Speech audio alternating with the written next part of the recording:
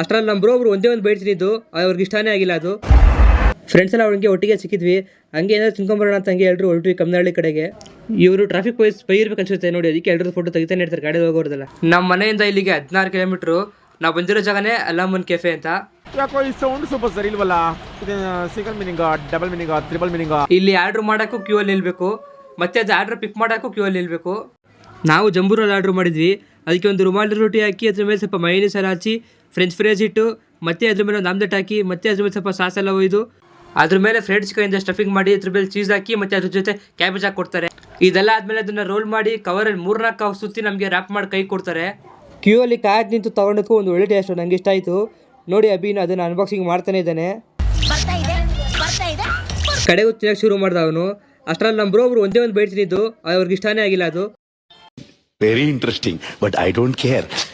ಇನ್ನೊಬ್ರು ತಿಂದು ಫುಲ್ ಸುಸ್ತಿ ಆಗಿಬಿಟ್ಟಿದ್ರು. ನಾವು ಬಾಯಿ ಮುಚ್ಕೊಂಡಿದ್ದೀವಿ, ನಮ್ಮನ್ನ ಕೆಣಗಬೇಡಿ.